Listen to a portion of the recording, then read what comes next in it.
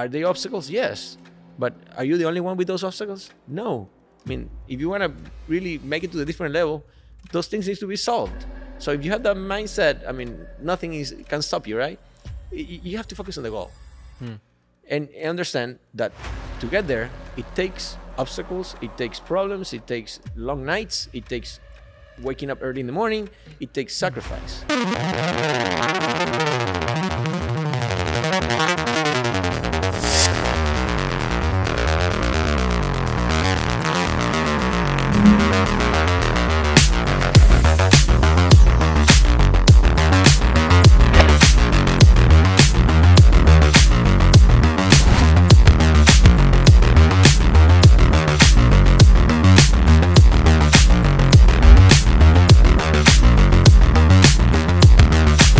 Tony, thank you very much for being on the show. It's an honor to have you here. Thank you, guys. So, Tony, I heard you in one of your previous podcasts, and you said this: we didn't have a plan B. This was our only plan. And I think that is the key for anyone starting a business. When you believe to a certain degree in your business, it's because you don't have a plan B. That is your only plan. And when there is no plan B, it is life or death. You know, I have two kids, 10 and 8. And every morning while we drive to school, those are my speeches to them, you know. And what I meant by that is that probably in the past, our parents had a tougher life. They had less resources than what we have right now. And when that's your situation in life, you basically, it's a do or die thing. And that's the way we were raised, you know, in the past. When you only have one option in your life, that's the only thing you know how to do,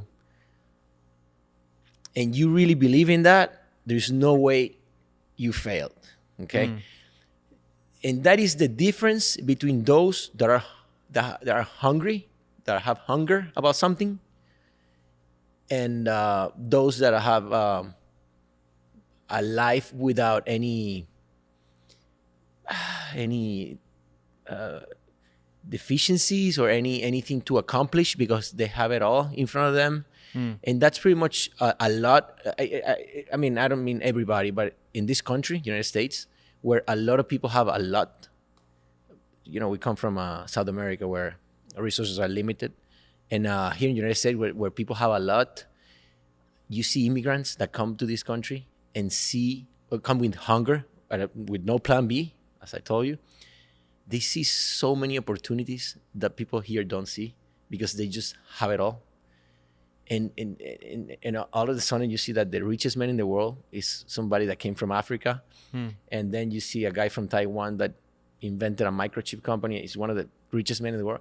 And they are immigrants here. And they come with no plan B, full of energy, with many dreams.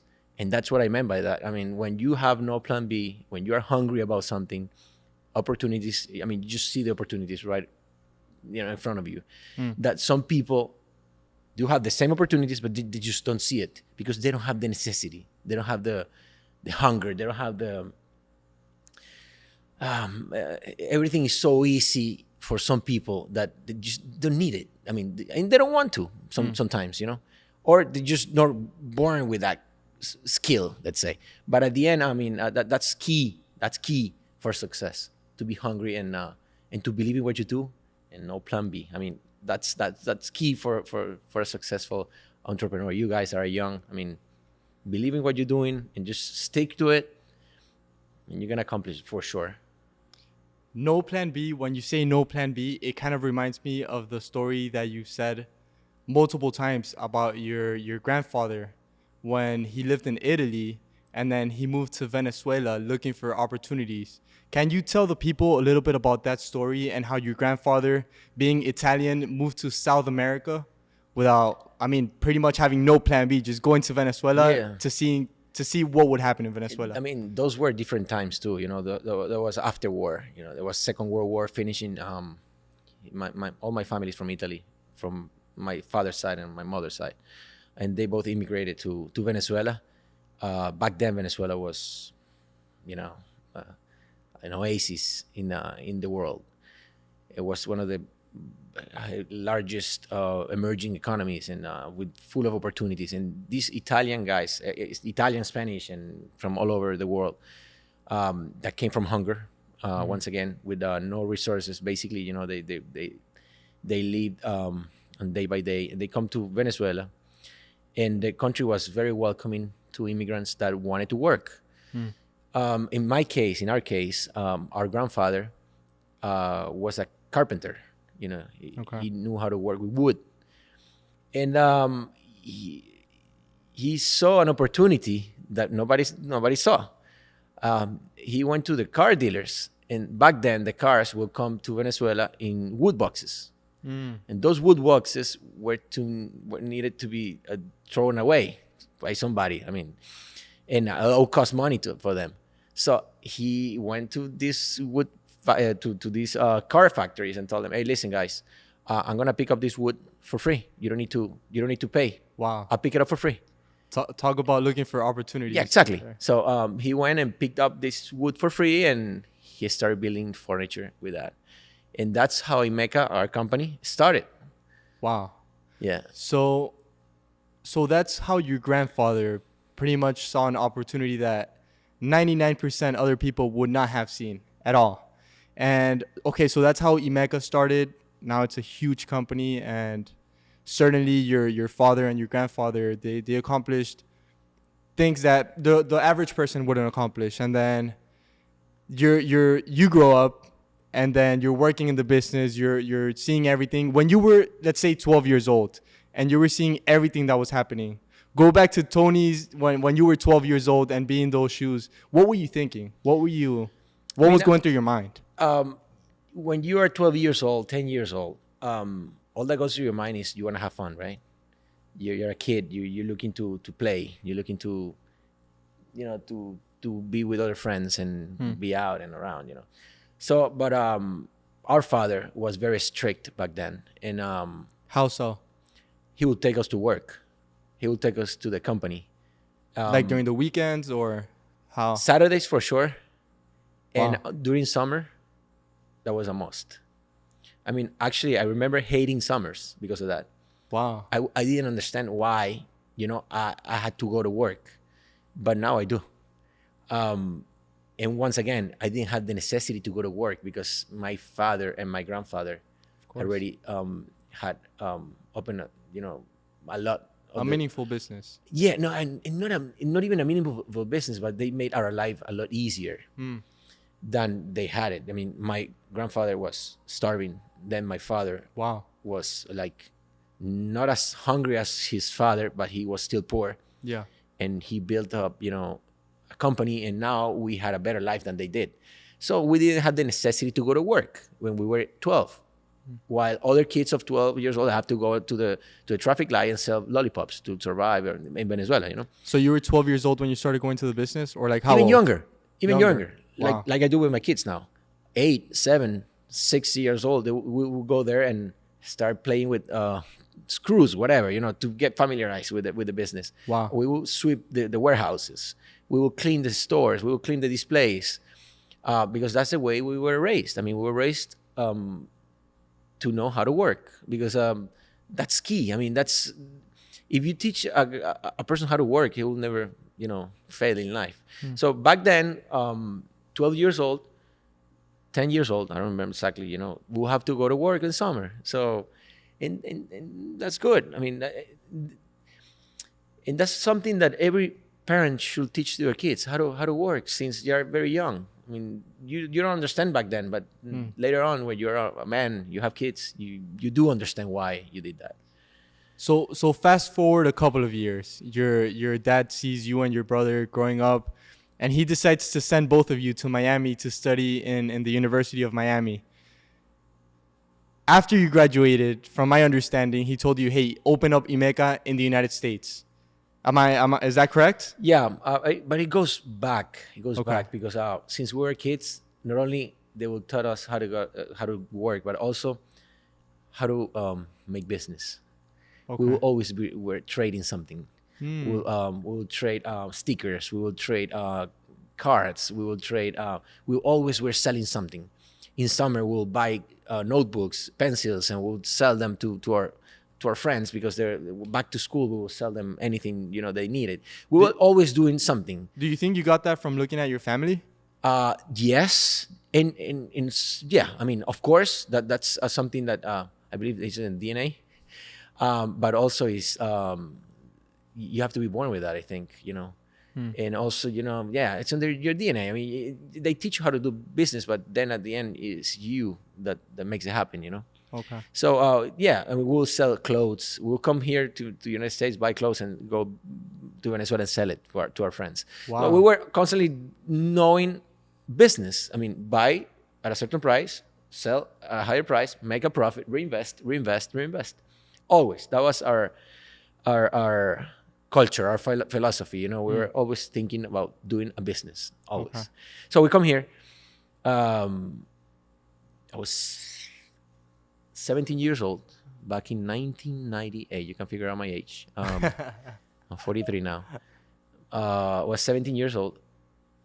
We go to school, and right after we finished school, Venezuela was having a hard time.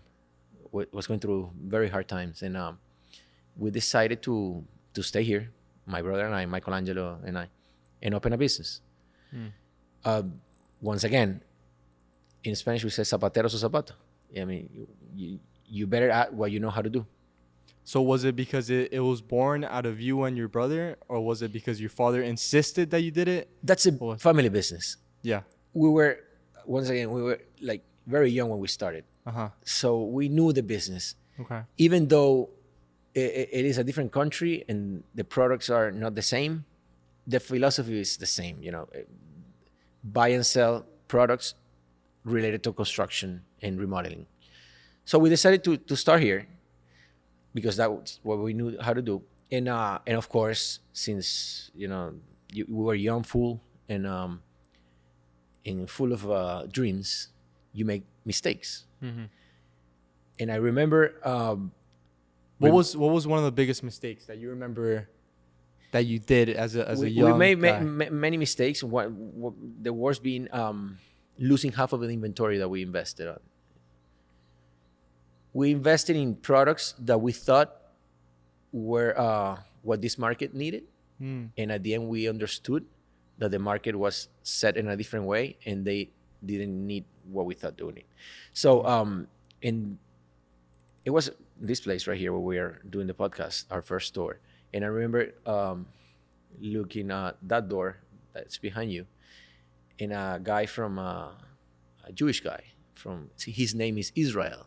I told this story before.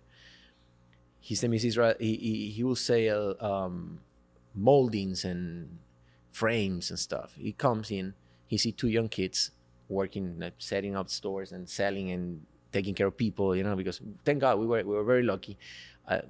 Since day one, we opened these doors and a lot of people start coming in. I don't know why, I don't know how, but they start coming in. We start building, a relationship with clients, and they start coming in. And this guy comes in and he tells us, "Hey, guys, may I please talk to your father?" I said, "Why you want to talk to my father?" "Yeah, because is he the one running the business?" He said, "No, it's the two of us." He was pretty impressed because we were. I was back probably 21, and my brother was 20. Wow, kids, pretty much. Running this business right here, and he goes, "Oh, really? Okay. So how may I help you?" And he goes and tries to sell us his products, his moldings, and I go, "No, we don't need that. We already have our own. This is where we import it from Brazil, and it's cheaper than yours, and it's better than yours." And he tells us, "Okay." 3 months after, he comes back, and we still have the same inventory.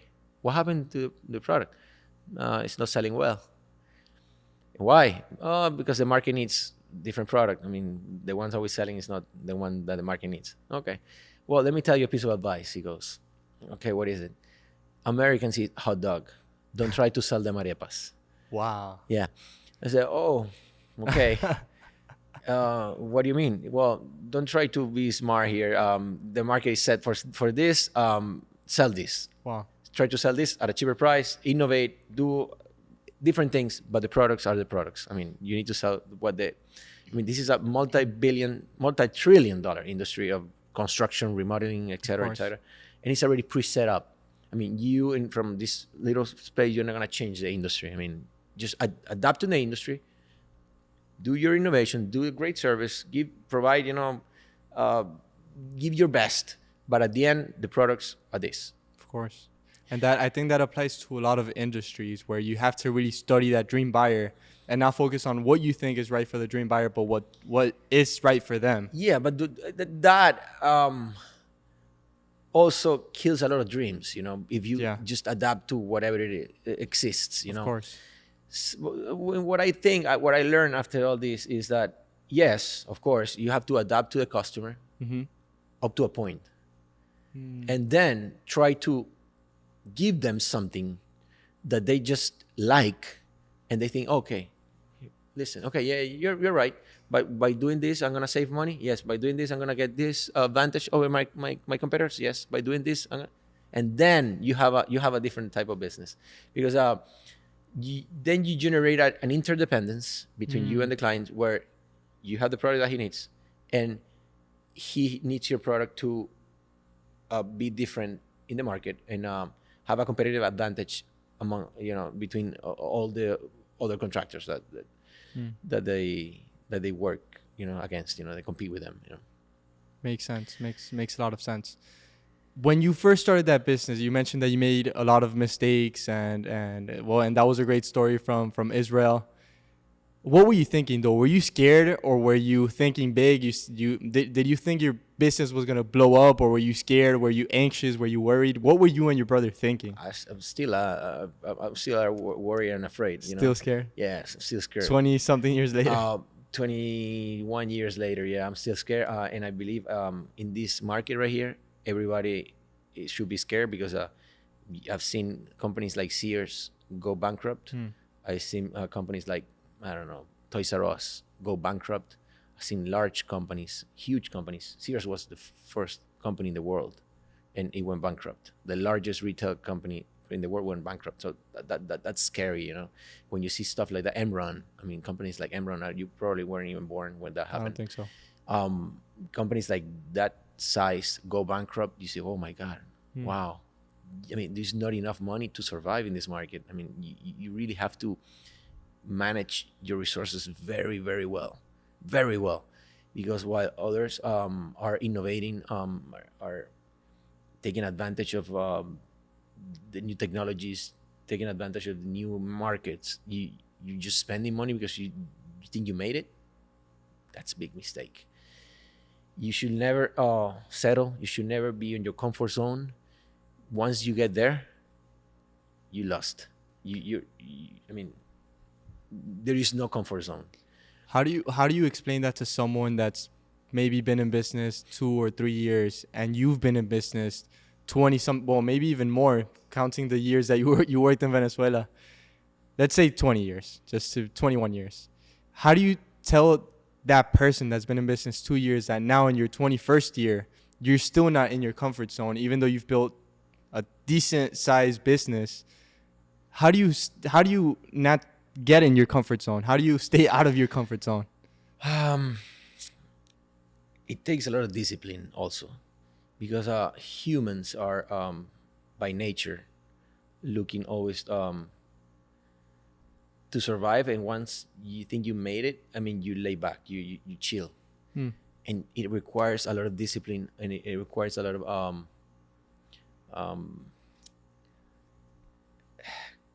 yeah, I mean, focus on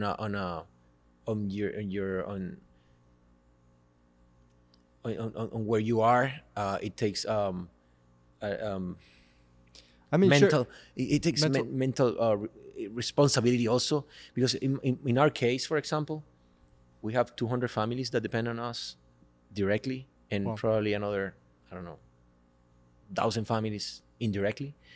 And I feel responsible every morning when I wake up, every time I make a decision. And Is that what keeps you disciplined? it is a lot of responsibility. Yes, it keeps me disciplined and focused. Yeah. What else? Uh, Is it the legacy? Is it that you just want to grow this business as much as you can? What is it? What keeps you disciplined? What keeps you going and waking up early that's every day? different. That's ambition. That's stay hungry is one of them too, because and stay hungry is it's complicated because then as you grow you have more resources and you start doing crazier things or inventing more things that and by doing that you may lose more money.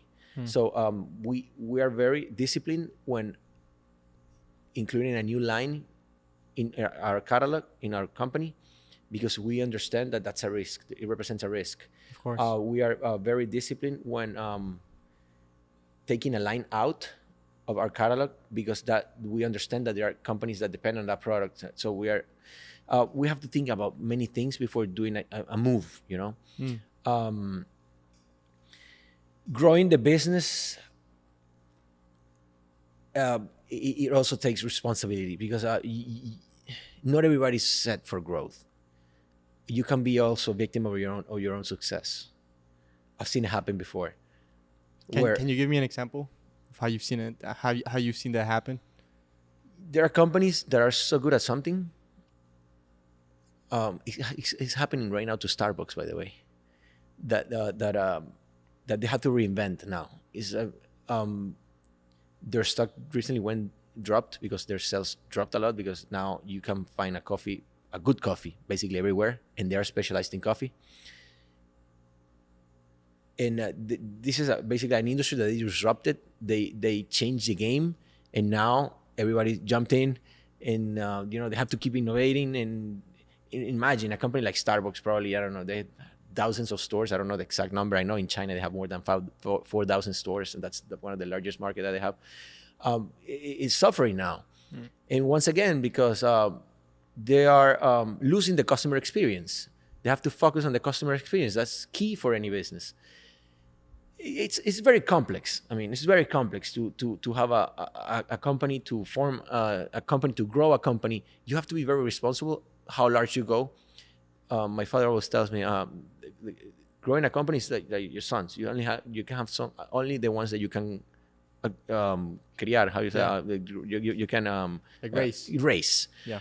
Because you raise more than you can have 10 kids. I mean, you can raise only 4. What happened with the other 6? You're gonna probably end up in the streets doing crazy things because you didn't pay attention to those. I mean, you can only have as many as you can really raise. So you have to be responsible when you grow. That makes sense. You said right now that as your company grows, you start kind of doing crazier things. When you first, I mean, right now you have a lot of locations in Florida. How was it when you opened that first location in Georgia? Did it like? It was educated. Was it successful? It is. It is successful. Was it successful the first year, or did it take some time for the brand to become known? I haven't seen a business that is successful right away. I mean, it takes time. Okay. One of the most successful guys, Warren Buffett, says it. I mean, all the time. You invest long term all the time. When you do short term, most likely you lose money. So you always have to think on the long term. When we put our first foot outside Florida, it was because we were ready to do it.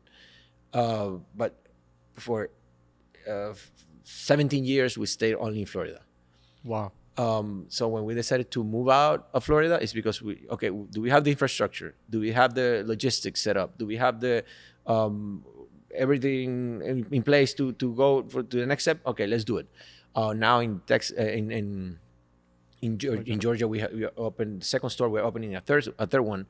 We're opening in Charlotte in the next couple of months. We're doing projects in Nashville. So we're growing outside the state, but it took us a lot of time. You were gonna say Texas. Are you going to Texas? Yes, in Houston. Wow. Yeah, very nice. That's next year. We're starting a project in Houston. Yeah, that's amazing. I wish you the best. Thank you. Right now, you're obviously at another point. Like you said, you were able to go to Georgia because you've gotten to a certain point. When you first started here in the United States, Imeca, did you think it was gonna be that big?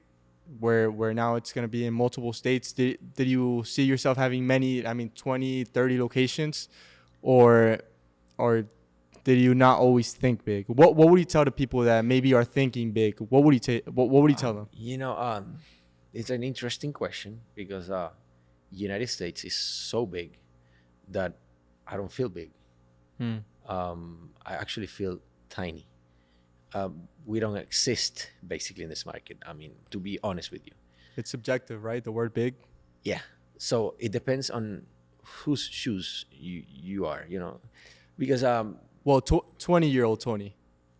20-year-old Tony, I'm living a dream. If what I thought when I was 17, 18 years old, yeah, I'm living a dream. But now that I realize how big this market is, how much potential it has, I feel tiny. I feel like we have so much to do, and so many things to change and so much to learn, because learning is key for us. I mean, if you don't keep learning, when you think you made it, once again, you screwed. So you gotta keep learning and be humble, have your feet on the ground all the time, and understand that there's so much to do, and what you've done, I mean, it's okay, it's nice, but you haven't done like 10% of what you need to do. Which that brings it back to what you were speaking about earlier, ambition. Yeah. What's your ultimate goal with Imeca? Do you want it to be nationwide in the 50 states or worldwide? What's your ultimate goal? I never thought getting out of Florida. Let's say that. So while as long as I'm healthy, I'm gonna try to grow the company, and I see Imeca as a home for many people. More than the success of selling, or more than the sales, or more than having more stores, or physical expansion, is what we have inside. Our culture is rich. It's very rich. Actually, that's what keeps us united as a team. Many people come in and little leave. I mean, they come and they stay because they like what they see.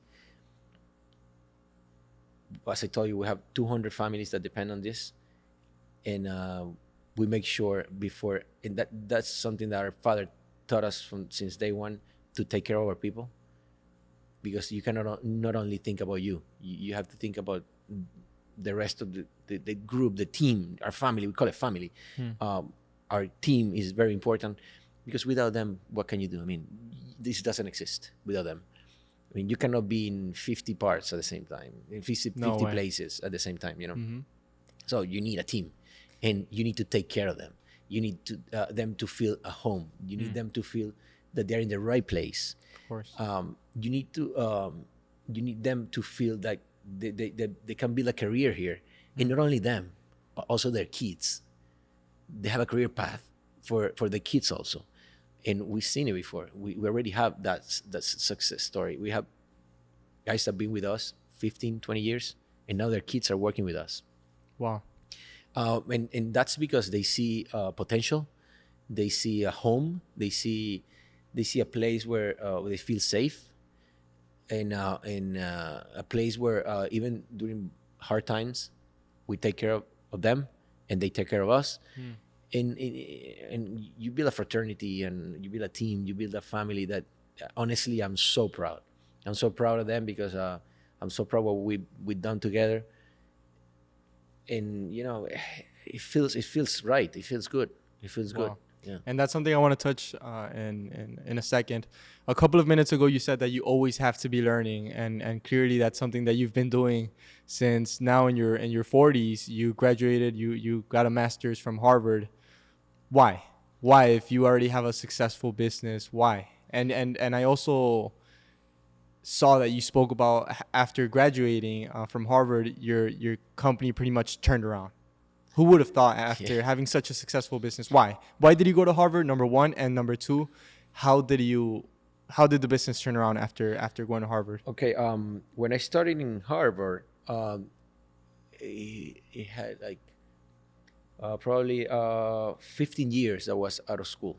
I finished in the University of Miami, and 15 years after, I decided to go back to school, because I felt rusted.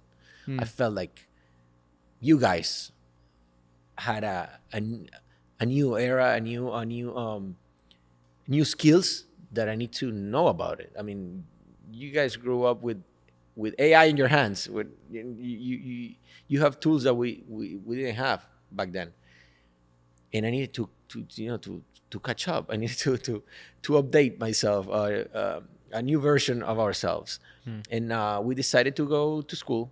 And since we decided to go to school, we said, hey, let's go to the best school, and the best school for business is Harvard. We applied, we did our process for admission and everything, and surprise, both of us got admitted, my brother and I. It was hard work. It took us 3.5 years, and I'm planning on going back, by the way, to do a different, achieve a different career. Wow. And it was a life-changing thing, you know.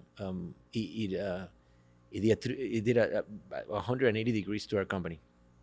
It was crazy how many things we changed in every single perspective of the company. We understood something, that the culture of the company is the most important thing that you can have. We start working around that. We understood that marketing is key for a business, and we changed the way of doing marketing. We understood the digital media effect, the monster that exists now.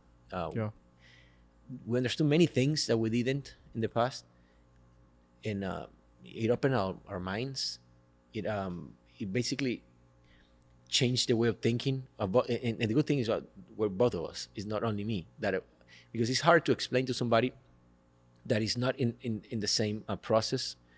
Let's do this, let's do that, and we were aligned on that. And at the same time, we start changing the people that will come to our company. Was a different level of people that were looking for different level of professionals, people that understood the culture, people that were willing to work after hours with looking around and without hesitating. And that was key. I mean, the culture of the Imeca changed drastically. So you mentioned that the main three things that you learned was the culture, the marketing, and the digital media.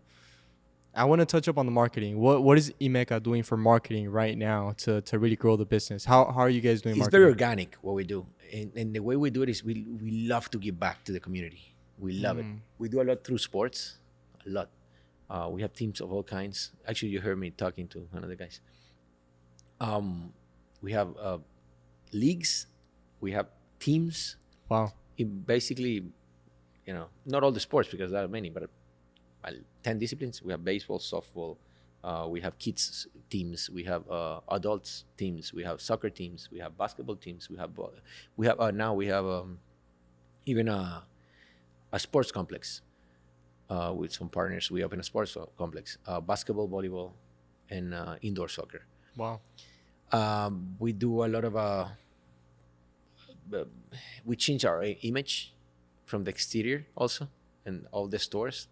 Now you go to our stores and it's pretty much the same, all of them.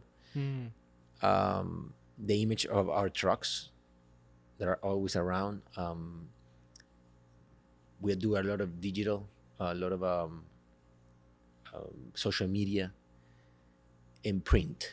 We do a lot of billboards. And we understood our target market very well, and we focus on the right spot. So you don't lose money because marketing could be very expensive here. Yeah. If you don't do it right, so you have to invest money in marketing in the right spot because it's such a huge economy, such a huge country that it's very easy to go by without nobody even looking at you. Yes. I've heard people. We've been in this spot 22 years, and I see people that still go by and they say, "Oh, I didn't know you were here," and they live like 2 miles away from here. And it's so difficult. I mean, to catch the eyeballs, the attention of of consumers. There's so many distractions. So many distractions. People have their own problems. There are now, when you drive like this, Yeah. and they don't even look around. It's so easy to be, just, invisible. That when we see a customer walking through our doors, it's a blessing, man. When we hear our phones ringing, that's a blessing. So we don't say no to nobody, no to nothing. I mean, we just welcome them with a smile on our face. That's part of our culture, by the way. And we feel very grateful to those customers that come in. I mean, and once they come in, we give back to them by treating them spectacular. You said when someone walks into the office, into the store, or someone calls the phone, it's a blessing. Do you think, to some degree, I don't know if it's your relationship to a supreme being or your relationship to God, do you think that played a role in this success that you've achieved? Of course, I always tell my kids, once again, and you guys, that there is a square. I call it the square of success. There are 4 things. It's a square, of course, 4 angles, 4 corners. The number one is physical. You need to be in good shape to be successful. You need to exercise. You need to drink a lot of water. You need to be in good shape. Then you have the mental, that you need to be rich in here. You need to read. You need to have smart conversations with your friends. The third one is sentimental. You need to be around those that love you, and spread love, love people, and they love you back. And the fourth one is the one that you said, is spiritual. You need to believe in whatever you want to believe. You need to believe. You need to meditate. You need to trust that it's a supreme person, somebody ahead of us, and you need to do good. And that's what I call the square of success. I mean, you need to have those 4 things aligned, because none of them is less or more important than the other one. So the table needs to be stable with those 4 legs, and they all have to be the same size. They have to be level.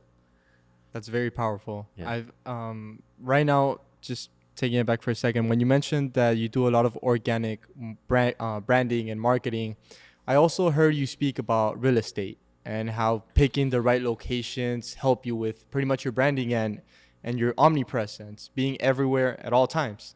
How do you go around picking the right real estate? How does that happen? It's a combination.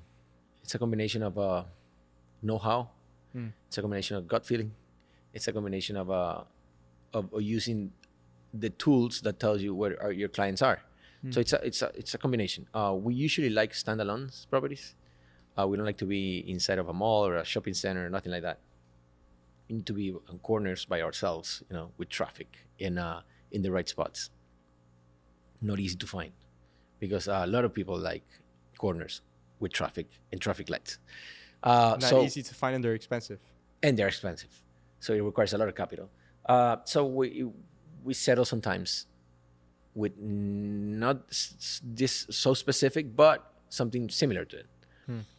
And that's been my role for the past probably 10 years, full-time role, finding locations, finding the right spot. And it all started when we were in Orlando, one of our stores in Orlando, and the landlord told us, "Hey guys, you have 3 months to get out of our building, because I'm occupying my own building. Your contract expiring. You need to get out." Wow. After 10 years in that place. So, what do we do?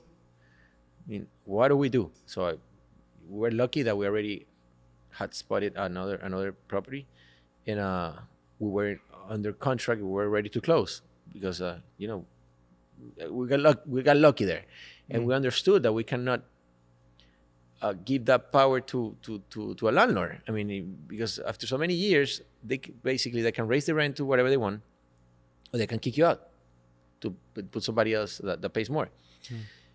And that began when we went to a movie theater one day, and we saw The Founders. Have you seen that? Oh, you watched McDonald's, right? McDonald's. Yeah. Tell the people watching this about that. What happened with your when you watched that movie?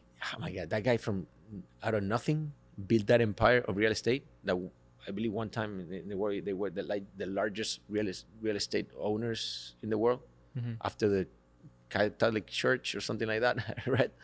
I mean, the guy understood that the business was real estate and not the hamburgers. The hamburgers was the vehicle to pay for real estate, and that was a pretty impressive, pretty amazing, and up to date. We don't open stores if we don't purchase them.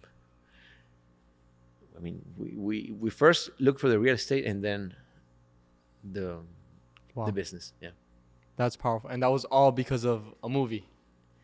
and a movie, but also as I told you, we were built to do that. We were raised to do that. I remember that you mentioned that when you were growing up and you said and you saw your father building a business, making money, he would make money and buy land. Is that true? Yeah. Only two business. He loved construction. He will do business and build. Wow. Yeah. When that thing happened with your store that your landlord told you that you had to move out, that's kind of like an obstacle for someone. And let's say maybe it wasn't that big of an obstacle for you guys because you guys already had a company. But let's say for someone that's starting out and they run into an obstacle, what would you tell to that person starting out their business and they run into an obstacle? What would you tell them to use that obstacle as a kind of like a stepping stone to get closer to wherever it is they want to go? I mean, obstacles are just things that you have to go over them. I mean, I don't even see obstacles like a problem anymore. Today I had a meeting and one of the real estate managers, for example, she came in with no less than 20 issues, all of them in real estate. Wow. Nothing related to Imeca, but buildings for Imeca. We have this with the city. We have this with this architect. We need to solve this with the mayor. We need to solve this with all kinds of problems. At the end, I mean, are they obstacles? Yes. But are you the only one with those obstacles? No. I mean, if you want to really make it to a different level, those things need to be solved. So if you have that mindset, I mean, nothing can stop you, right? You have to focus on the goal. And understand that to get there, it takes obstacles, it takes problems, it takes long nights, it takes waking up early in the morning, it takes sacrifice. So is really an obstacle a problem? It depends how you see it once again. That's very true. When I heard that your brother mentioned that, well, you started Imeca in the US in 2002, correct? Yeah. And your brother said that he started socializing like in 2013. At least. That's 11 years after starting a business. Easy. That's a lot of time. Yeah. And you mentioned right now how when there's obstacles, that you have to make a lot of sacrifices, a lot of things have to go on to really build a business.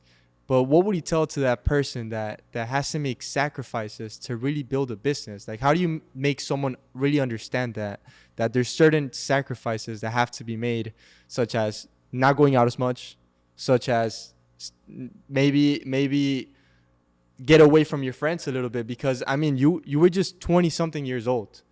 How do you tell a 20-year-old starting a business that you have to stop doing all of that in order to really focus on the business? Because you were only 20 years old. How did you do that? That's tough. It happens to a lot of sports players. I mean, they're so good at a sport up to a certain level when they just lose it. I've seen a lot of talent being wasted because they just learn about parties and they got lost in parties. I've seen a lot of kids, 15, 16, 20 years old, with a lot of talent in many things until that moment. And then, I mean, and you're right. I mean, you ask me that question and I start thinking, how did I do it? One answer. We were determined. We were determined, okay, because we say man is not that one that goes to bed very late, but that one that wakes up very early. So you can be a very strong man because you go out on a party. Okay, you want to go out on a party? Wake up early next morning. Be the first one to be in your office. Be the first one to be in work.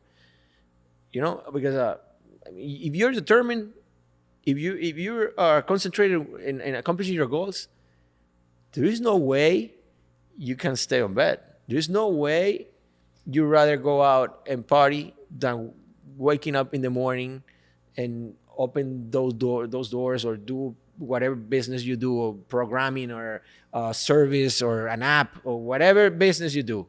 There's no way you stay on bed. I mean, because you're just passionate about what you do. Wow. And when you're passionate, I mean, you just wake up with a smile on your face and you don't feel it. You don't feel tired. I mean, you don't feel like, maybe you have the right to feel tired, but when you on Sunday night evening before you go to sleep, yeah, I mean, you're so programmed Yeah. that you don't even feel it. And you say, how did I do that? When 10 years, 15 years go by, did I do this really? Wow. Just by looking behind, you say, wow, did I do this? Wow, in what moment? When did it happen? You just don't understand why, because you were so concentrated in building something that you don't even understand when 15, 20 years just passed by. You didn't notice it. Does that still happen to you, that you're so passionate that you get out of bed at very early without even being tired? People think I'm crazy because I love Mondays. I love Mondays. I love Mondays. Last Monday, I woke up at 4:30 in the morning. Wow. Went to the gym. Came back home. My kids were still sleeping because they go to school at 8. My wife is like, what are you doing? I mean, I just went to the gym, came back. I went swim for another 30 minutes. I exercised again. I was full of energy because it was Monday. Wow. I read every morning. I mean, you're passionate. And when you read something that you really like in my case, I love to read about business. I mean, just time flies. That's my me time. Yeah, my me time is from 5 to 6. That's my me time. And it's so quiet. Everything is calm. You don't have nobody around you. And just have time for yourself. You always get up at 5? Even earlier. Every time. Every day. At what time do you go to sleep? Probably 10:30. Sometimes 11. Yeah. That's very, very inspiring. Yeah. Every morning. Every morning. To see someone still waking up early, very early. But I'm used to it. It's not a sacrifice anymore. Yeah. I mean, at the beginning, it was tough. It was tough. I'm not going to lie to you. Going back to the beginning, how did you do that in the beginning? Waking up at 5 in the morning, 4 in the morning? Well, understanding that your brain controls your body. You have to understand that. It's not your body controls your brain. It's the other way around. And when you do that, you're sleeping and you say, wake up. No, yes, you're going to wake up. You wake up and you go straight forward to what you're going to do. Straightforward. Wow. You don't have time to regrets. You don't have time to think about something else. You just go straight and do what you have to do. Because believe me, if that day, instead of going to work, you were going to travel or with some friends, you will wake up with a smile on your face and full of energy, right? True. Or if you're going to go to a party because, let's go to sleep because tomorrow morning we have a party in the morning and something that you really like to do, you're going to wake up full of energy and happy, right? Mm-hmm. Or if you're going to play soccer or whatever you like to do. Why don't you do the same thing to do the right things, to True. The things that you should do to get to the next level? That's going to take you to the next level, for sure. Do it. We'll do it with energy. Do it with passion. Do it. It's going to happen. It's going to happen by itself. Wow. Yeah, it will. Which skills do you think are necessary to become successful? Ooh, there is no one particular skill. There is no particular way, because I've seen different types of people being successful that I don't think anymore there is one way of being successful. Okay, which skills do you think helped you become successful? Helped me? Determination and discipline, for sure. For sure. Doing things that I don't like to do, obligated. Sometimes, I was very shy at talking to a lot of people, and I forced myself to talk in front of people, no matter what. I was very lazy. Like public speaking? Public speaking. I was very shy when I was probably your age. I forced myself to do as many public speeches as possible. Whatever I don't like and I need to do, I'll do it worst. I put more determination on that, on my weaknesses. Wow. And I mean, that was, up to date. I do it up to date. Whatever I don't like, I'm gonna do it. It's like a soft challenge. Oh, really? I'm not gonna do it? Yeah, you see, I'm gonna do it. You don't have to prove nobody. You're proving yourself, because I'm not proving anybody else. I'm just proving myself. Nobody knows what my my internal challenges, just with myself. Talking about public speaking, I remember, and just speaking, communicating with people. I remember like the first or second time I met you, I saw you. You said something to me, and you said it so well that it really impacted me, and I still remember it to this day. And it kind of motivated me and inspired me what you said. So you're a great communicator, I can tell. Going back, you said you love reading. If you could tell a business owner that's maybe just starting out, if you could recommend 3 books, what would they be? I remember that time I saw you when that I was speaking to you about. You mentioned that I should read Shoe Dog. The Nike. Yeah, the Nike. If you could recommend 3 books to any business pretty owner. Pretty basic books that'll take you to a different level in business, of course, right? I believe everybody should read Sun Tzu. Have you read Sun Tzu? Who wrote that book? It's called The Art of War. Okay. It's called the Sun Tzu. It is a war strategy book. Oh, The Art of War. It's very nice. Okay. Rich Dad Poor Dad, of course. That's a classic that every young entrepreneur must read. I mean, understanding how money works, it's key. I mean, up to this day, I do not understand how in schools in United States they don't teach kids how to manage money. I mean, and then you see young guys full of debt in their credit cards because they believe that they don't have to pay that. They just don't know how to manage money. So you're raised in a way that you have no financial literacy. And so you have to basically one of the most important things in life that you should learn, you have to be self-taught. And up to this day, I don't understand why. And of course, the Shoe Dog, it's a must. Phil Knight, that's a must. That's a great book. But anything that gives you financial literacy, it's mandatory. It's mandatory because it doesn't matter how poor, how rich you are. You need to understand how money works. And my 8-year-old told me one day, Dad, I have a question for you. And that was a pretty impressive question for an 8-year-old. What do you rather be? It's funny. It was funny. Like, rich and stupid or poor and smart? It's an 8-year-old.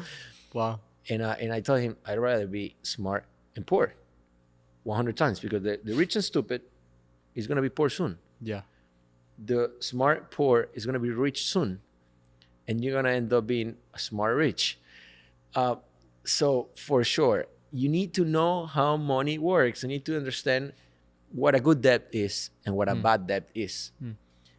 Some people get debt for purchasing a watch, and they pay for a watch in 36 quotes. Do you really need a watch in your life? You need to get a debt of a watch to grow, unless you are a watch seller, unless you have a jewelry, unless you're planning on doing business around watches. Yeah. I understand if you got a debt around watches. But if you really want to impress people by wearing a watch, that's not the right thing. That's not a right debt, So you need to understand what a good debt is and a bad debt. So if you're going to get a debt, it better makes you grow your business or makes you grow your wealth. Otherwise, straight from Rich Dad Poor Dad. Exactly. I mean, it's very basic, and I don't understand how they do not teach this in schools. Once again, I know you love to read, and I know you read a lot of books, so I decided to get you a book, and I hope that you haven't read the book just yet. So, thank you. It's The Blue Ocean Strategy. Have you read it? You read it? You know what? I haven't read it, but you have it? No, okay. But I saw a class. Yeah, on the book. About the book from Harvard. Yes, it was. Wow. It's very interesting. So you haven't read it? I haven't read it. Okay, thank God. I was hoping. Thank you. I was hoping that I know it says Harvard Press Review. Yeah. So I figured, I thought you may had read it. Thank you, thank you. You have to sign this for me, please. Yes, Oh yeah, you yes, did. I Okay, wrote great. it down. Thank you so much. I But really yes, appreciate it. I know you love to read, so I decided to get you that as a gift. This is I'm gonna read it and definitely get back to you on this. For sure. But yeah, I mean, you need to be different in Yes. in the way you strategize your business. Yes. I have two last questions before we go. Okay. The first one, well, the second to last question. From all the advice that your father or your mother gave you, if you could only take one piece of advice and transfer that to your kids, which one would it be? Because it is complex. One piece of advice, because my mother taught us everything about love, and that's key. Mm-hmm. And our father taught us everything about determination and self-belief, and Let's say one from your dad and one for your mom. that is it. Love and self-determination. Yes. Okay. Interesting. Without love, that's the most powerful thing in the world. Love. There is a letter that Einstein wrote to his daughter about love. Please read it, and you will understand what I'm saying. He called it the eighth wonder of the world. Love. It's unbelievable how he describes love, the energy that makes humans survive. It's very, very interesting. Read it. It's gonna be nice. For sure. Yeah, that's the engine. That's the engine of the world. Love. So, love and Yeah. self-determination. You need to love your people. You need to love your family. You need to love those around you. You need to do things out of your heart. Those are genuine, and they just they feel good. They feel good. I can tell you're very genuine. Yeah, it feels good. Thank you. Tony, if you could define success, what would your definition be of success? What's your definition of success?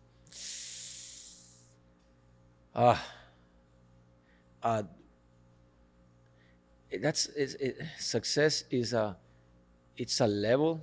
Each one has a different levels of success.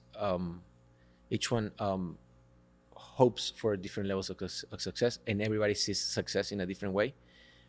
But for me, is aligning. It's leveling when you have certain level of economic stability, have a great family, have good friends, being healthy, being around those that you love. That for me is success. I mean, it's not how much you have, it's how much you need. And when the less you need, the more successful you are. So it's tough to define success for many people. But for me, it's being around those that I like, being social responsible,